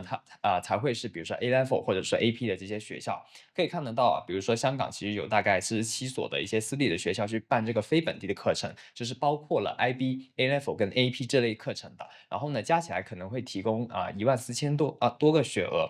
然后呢，如果是国际学校的话呢，它就是大概有54间，然后呢，大概有4万多个学额。那这几年呢，因为也有人移民潮，然后也有那个高优才的人才计划嘛，所以呢，它学额还是继续在浮动的。然后呢，对于这些刚刚那个 ESF 的那个副校长也说了嘛，他会有你可以看到，他有些学校呢，它是规定了有那个70%以上，它需要是 non-local， 就是要一些非本地生，然后一些呢是需要70%是本地生。为什么会有这个条件呢？就是因为教育局它有一个给他们提了需求，就是它对于一些国际学校，它是有那个国际生的一个名额的限制，所以说它某一些学校如果它是国际学校的话呢，它需要保持70%以上是非本地生。然后我刚刚提到那些私立学校它就没有这个要求，反而那些私立学校呢，它会更多的会接收这种本地生。好，所以说呢，其实现在学额来讲的话呢，还是挺足的，就是说，所以家长呢，你去的话。那当然越好的那些国际学校，它的学额学位肯定越来越少嘛。但是呢，如果不是说那种最好的，其实呢，它下面因为香港刚刚无论私立无论国际学校的选择都有很多，所以说呢，一定不会说出现没有学额的这种情况。好，那接下来呢，既然我们比如说已经选择好了要去哪些学校，然后也看好了学校，那之后下一步我们应该怎么做呢？Phil 老师可以给我们再讲一下。对的，我们现在就会说一下关于就是国际学校的申请的流程。其实，在这些流程呢，大部分的学校呢，在上一年的9月已经会开始那个申请的那些报名，所以呢，很多学校呢在9月30号的时候已经会完成第一轮的那个申请。在这个部分呢，特别重要，因为呢有很多学校虽然之后也会一直开着 rolling 的一些申请，可是它大部分会先看了9月30号之前申请的那些applications。那我们9月申请了，把那些简历以及陈述和一些其他的资料都提交了之后呢，它在10到12月左右就会有第一轮的考试以及第一轮的面试的情况。在这些情况呢，其实有很多的内地学生呢，在哪些部分可能觉得最困难的，就是在他考英语，就是他 reading comprehension 以及他 writing 的那个部分。因为很多学生可能之前是没有很多去准备，可能他的面试呀，然后他在一些对于英语的方面的一些reading comprehension 他们都不太了解，所以呢也需要呢在9月的时候也开始培训这个情况。然后呢，我们通常也会在12月有第一轮的那个面试准备，以及1、2月就开始第一轮的选择的 offer 这样子的。如果学生是第一轮的 offer 是没有选择呢，其实他可以在想是就是插班的那个情况呢，他在4到6月也有一轮的，可是特别少的学生会能进，所以要特别记住，就是前一年的9月要开始申请。那在这个方面呢，家长的面试也特别重要的，有很多的国际学校其实也会看家长他的教育理念以及他的家庭的环境等等。在这个部分呢，我们也会去培训一下家长怎么样跟学校去支持以及有参与度。现在呢，我们就会说一下关于考试的一些内容。其实大部分的国际学校呢，学校都会自己去出一些题。大部分的考试呢，都会在英语阅读、写作，然后英数和面试这几个部分。也有可能可能在中学的时候，他们也会考一些 subject specific 科目的一些 A-level 的考试。以及呢，有一些个英式的国际学校呢，他们会考的是一个 Cat4 的 exam。在这个方面呢，他们会有4大板块，以及有8大的不同的类型。还有一些不同的考试，就是 MAP 是给一些美式的国际学校，以及 IDAT 和 CEM 这样子。然后呢，其实你可以看得出呢，我们的国际学校在香港的话呢，大部分的 IB 成绩都平均在35或以上的。如果学生是想进一些香港的大学的话呢，其实35以上呢，已经可以进一些没那么热门的学校。所以呢，你可以看得出，就是我们的国际学校呢都特别优秀这样子。以及这些也一些A-level 和 IB 的之前的统计。对，可以看得到啊，就是 Phil 老师刚刚给我们分享了很多进入到这些学校的一些干货啊。就是比如说我们去到一些英式的一些国际学校，它可能考很多就是 Cat4、CAT4，或者如果是美式的，可能就会考很多 MAP， 然后其他的一些学校它可能会考一些 CEM 等等的。那这些呢都是只是它的一个入门的考试，只是一个门槛。所以呢，我们做的更多就是把孩子跟学校的门槛的差距逐渐拉近，然后呢让孩子能够进入到他们心仪的一个学校。进入到这些学校之后，你可以看到他们成绩都是非常优秀，所以说呢，基本上进入到香港的这些国际学校，你就等于相对于拿了一个大学的入门券，就是呢，你进去了以后，你就不用再担心出口了。好，那但是呢，前提就是你先得进入到那个学校哈，对不对？所以说呢，它对于那个门槛，它还是那个就是学校会挺挺着重的一个事情。所以说呢，它对于学生的考核，可能在还没有进到学校之前的一些考核，其实还是没有那么容易通过吧，只能说。所以呢，对于我们孩子来说，对于家长来说，它也是一个考验。好。那除了这个以外呢，另外一个对我们家长的考验呢，就是学费的问题了。对，因为呢，知道就是香港的国际学校，我觉得性价比来讲，其实是还是蛮高的。对比起一些国内或者说你要出国读书的一些比如说国外的一些国际学校，我觉得香港的性价比其实是最高的了。因为你看有些国内的一些国际学校，它可能每一年都要20-30万人民币，那算起来港币就是可能会达到40万不等。但是在香港普遍来讲的话呢，我们比如说小学的学费可能就是几万块到10几万不等，然后中学的话就是10几万到20几万不等。相对的也有一些比较便宜的一些私立学校，所以呢，就是家长可以按照他们的一些能力以及孩子的一些偏好，或者说孩子适合哪个课程去选择。但是呢，因为是国际学校或者说私立学校嘛，所以他们都是很弹性的。然后呢，整个课程或者是师资这些都是有保障，以及他们就是会比较弹性。然后在收生方面呢的话呢，它也是跟我们本地的不一样。本地的话，它是就是比如说政府它会协助你去收生，或者说系统性的。但是呢，如果是这种私立学校或者说国际学校呢，它都是以自主收生为主。所以说呢，我们最大要面对的一个困难，可能就是在入学的那一次的考试，或者说学校给出的一些考核考察等等。那只要通过之后呢，基本上你在里面就可以得到一个很好的一个全方面的一个教育。好。但是呢，就是有些那个温馨提示也可以给到家长就是说去了这些国际学校以后呢，其实你的英语肯定水平就会变好。比如说像我们的 Phil 老师，他英语就是已经是一个 native 的程度，但是呢，相对的他的一个普通话或者说他的那个可能就相对的没有那么好了。好，那今天呢，我们的分享呢就到这边。然后呢，这些是我们就是作为一个我们教育机构的一个工作者，我们都会有这些不同的一些咨询跟内容。如果就是大家有兴趣了解更多，或者说某一间学校他今天没有在场，没有给到你们一些就是没有在场，你没有办法问到一些那个学校的资讯，也会欢迎去到我们的那个 booth 里面，等一下去进行一些更多的咨询跟了解。好，那今天我们的分享就到这边，谢谢大家。